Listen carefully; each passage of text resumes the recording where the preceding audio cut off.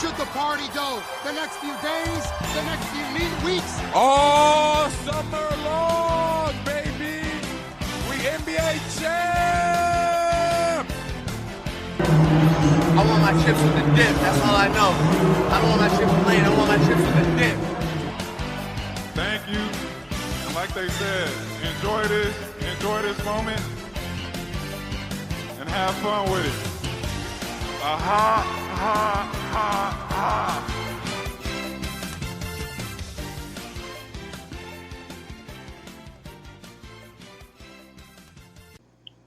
All right, and we're back. It is June 22nd? 23rd?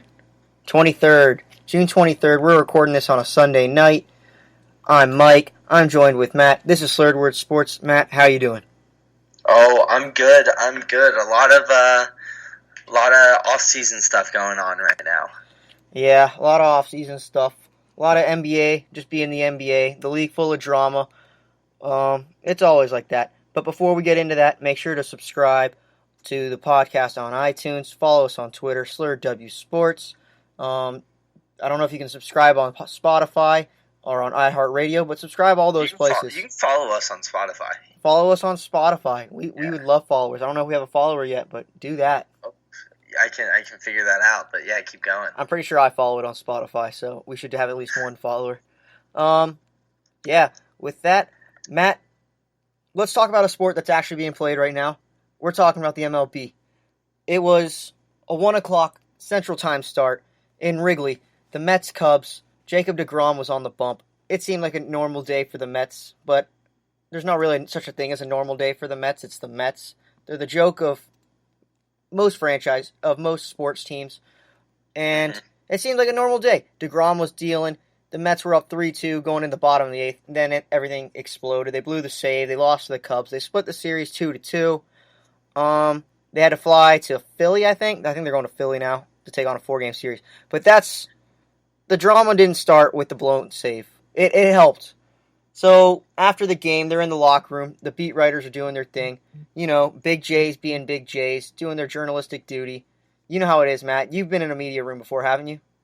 Yeah, of course. Well, I have been in media rooms. That's where I feel it. What happened? You feel at home? Oh, yeah. Okay. You had the little cutout there. I hope we're going to be okay for this, but we're going to keep it going. All right, you're fine. Yeah, you're fine. Okay. So anyway, we're in the locker room, the clubhouse, and Mets beat reporter Tim. Let me get the name real quick. Tim something. I have the screenshot. His name is Tim Healy. Tim Healy of Newsdays. He says something to Mickey Callaway, the manager of the Mets. He's asking, why not bring Edwin Diaz, your closer, in for 5 outs? You traded for Edwin Diaz. You're paying him all this money. You said he's the best closer in baseball. Why not use him for 5 outs? Mickey just gives him a basic response. He's like, nah, we're not using him 5 outs. Not doing it. And then he said, well, would you have done it for 4 outs? He's like, yeah, maybe we'd have done it for 4 outs. And then Tim gets a little smart-assy. He's like, well, you didn't even have him in the bullpen. What do you mean you were going to use him for 4 outs? And Mickey Callaway just kind of ignored it, let it go, ended conversation. And then I guess Tim, he said something to the extent of, all right, see you tomorrow, Mickey. And Mickey just did not enjoy this. So he starts cursing at him. He says, all right, Tim, go fuck yourself. Get out of here. Get out of the locker room. And then then something happens. They get separated. And then the pitcher for the Mets, Jason Vargas, he just goes, I'll knock you the fuck out, bro, to the beat reporter. No idea what's going on. The Mets are a disaster right now. They had to issue a formal apology to this reporter. And then one report comes out that Mickey Callaway's, he's trying to get fired at this point. They think he's literally trying to get fired. They wanted every Mets fan in the world wanted him fired 20 games ago. And now they're saying Mickey doesn't even want to be here. He's trying to get fired. Matt, as a guy that doesn't listen to much baseball, what do you see in this? What is this? What do you think about this? Well, I think that threatening reporters and stuff like that's never a good locker room sign. No. But you know what? I'm a glass half full type of guy. Maybe this is the team bonding and coming together. coming to the defense of their manager who was getting berated by this beat writer. Yeah, berated. Maybe it's going to put a positive spin. They're like, you know what? We fight for each other. We have each other's backs. Let's go out there and knock all the other teams the F out, as Jason Vargas would say.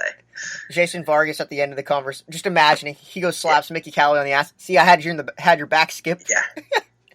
And then, I don't know. I don't know how much longer Mickey has with this. I don't know how this is going to play. I don't know if this is a fireable offense. It is definitely a fireable offense, but I don't know if he's going to be fired right now. I would say maybe this is the spark plug the Mets need to get on fire.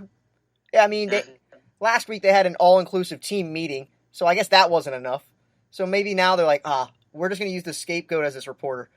And usually what happens in sports, it's not a spark plug. It's usually the sign of everything's crashing and burning to the ground. Yep. It's the dumpster fire. It's the dog in the kitchen with the house on fire saying, this is fine. I think that's where the Mets are headed right now. This team's a disaster. So much talent. Everything's falling apart. They're making up injuries for players, sending players to the injured list. Familia had a made-up shoulder disease I've never heard of just because he can't get outs. Hey, I think he had the same one that Markel Fultz had, right? No, Markel Fultz has a real one. Familia's just getting sure? Familia's just getting 15 days off because he just can't pitch, and they've paid way too much money for him, and we got to figure it out. The Mets just hired an 82-year-old pitching coach, fired our pitching coach like 2 or 3 days ago, hired a guy that's 82 years old. Matt, do you even know anybody older than the age of 80? I believe my grandma on my dad's side is 81. I don't think any of my grandparents are even that age, which is ridiculous. Yeah, I believe my grandma on my dad's side is 81. Can you look up what year that would have made him born? 82 years old? What? The 40s, right? What? That's down to 7, and then 8 before that. So 2020 minus 82. He'd be born in 1939. He was there for Archduke assassination. He was there for the beginning Franz of Ferdinand. Yes. For World War II. Was that World War II? Or was that World War One? Well, Ferdinand was like 1915. Oh, so that was World War One. What was 39? That was World War One. How did he was the height of the Depression was 35. So the start of World War II was 45. He was there for Pearl Harbor. He probably remembers it. When he was born, the Dust Bowl was happening. The Dust Bowl, exactly. He's had the dust. He's been in the mud. It was the greatest hire the Mets have ever had. Reference. The Dust Bowl, it's a different thing. It's about over-farming. It's not a sports bowl. Exactly. He was in the Dust Bowl. He saw Texas take on Oklahoma in the Dust Bowl. He was there 82 years ago. He was watching baseball without lights. I see from that, that tells me experience. I heard Mike Francesca go on his thing. They were making fun of him on the radio. Mike Francesca's laughing. He's like, they're going to have to wheel him out in a wheelchair for a mound visit. Mike Francesca. That's all right. I think don't they have Life Alert out there? They have the golf carts that I guess he's going to have to take out there. Yeah, he'll be good. This is a disaster. It might be the best hire the Mets have ever made, honestly. Huh? I believe he says he's 82 years young. He puts that twist on it. 82 years young. So he's still kicking.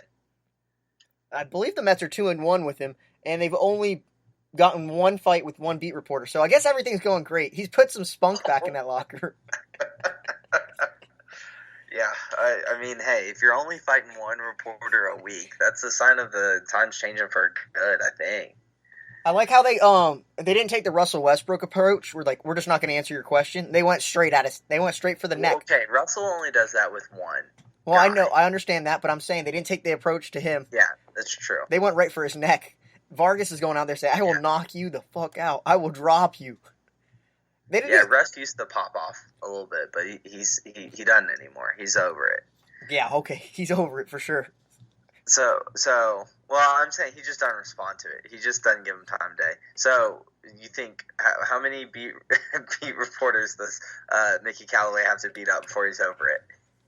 Before he's over it, before he's fired. Whichever comes first. I don't know. I think a bad thing would be punching a beat reporter. I think that would be very bad for the MLB. It'd be great for television, great for ratings, but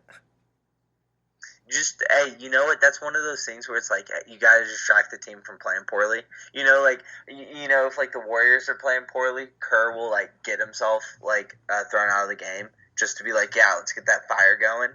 Yeah, I think this is part of it. Like, hey, we're playing poorly. I'm gonna beat up a guy, and it's gonna I'm gonna beat up the beat reporter. Maybe he just didn't understand the concept of beat reporter. He's like, oh, this is the guy you just take out the anger on the beat up reporter. Yeah, it says beat reporter. Like, come on, I'm just doing what it says. Oh man, you were talking about you need to like clear the air, get the team going. Well, the Cubs did that in the Mets game the other night on Saturday. The Cubs were getting their ass kicked. It was like 10-2, and the Cubs just said, "Why don't we throw out a position player to pitch the ninth inning?" And the Cubs were just eating it up. They were just eating it up. They're like, "Let's go! He's pitching." He went 3 up, 3 down. They still got their ass kicked, but they were loving it. Yeah, it's reinvigorates something new. You can't get in the swing of things. You know what's sad? The Mets should have been like celebrating today. Pete Alonso just hit his 27th home run. He's a rookie. That breaks the all-time Mets home run rookie record. He did it before the even halfway point of the season. That's good. And the Mets are just like, yeah, we're just going to beat up a beat reporter right now. I heard over Mickey Callaway was telling him, he's like, just imagine that ball is the beat reporter's head. Swing away. And Pete's just like, I don't even care. I don't care about this guy. I'm just trying to make the home run derby. Yeah. All right. For sure. If Mickey gets fired, I just don't know what old guy we're going to be able to hire. I don't know who. Do we go older than the pitching coach for like maturity? to set like a chain of command. Like, I don't think you can find an older manager. I really don't. Oh, you know on Futurama how they have like I think it's Joe DiMaggio or Lou Gehrig's like head floating in the jar. Yeah. Yeah, we just got to get one of those. You gotta get Babe Ruth's head or something, or what's that guy's name for the Moneyball thing? The Moneyball guy, Billy Bean. Yeah, that guy. Billy Bean's not a manager, first off, but yeah, okay. Well, whatever. He knows something. They made a movie about him. Moneyball. The thing is, we're in New York. We shouldn't have to be playing Moneyball. We should be spending all the money in the world. But whatever. And I like how you referenced a guy that was not even close to dead, who was very young in that movie. Whatever. I mean, I'm just saying. I'm not saying you necessarily have to get his head. I'm just saying you have to get him. Okay. All right. Well, that's enough Mets. Before we get into the NBA draft, let's talk headlines from this week. You get us going. Okay. Well, the U.S. men's team defeats Trinidad and Tobago 6-0. Zardes had 2 goals. Pulisic had a really great game. This is a good win, but it's also an expected win, and we got to get to the point where we are beating teams like Trinidad and Tobago 6-0 consistently. Still doesn't. I mean, I think the U.S. men's team still has a long way to go. All right, multiple questions. This 6-0 win, does that count for aggregate to get us into the 2018 World Cup? Nope. Oh, so we're still not in the 2018 World Cup. Yeah, that World Cup is gone. We're on to 2022 now. Okay, that's gonna maybe be in Qatar. I don't know. So they paid enough money for it. But we tied 1-1 with Trinidad and Tobago. I almost said Trinidad and James, but whatever. Trinidad and Tobago. Trinidad, James, and Tobago. James, all gold, everything down there.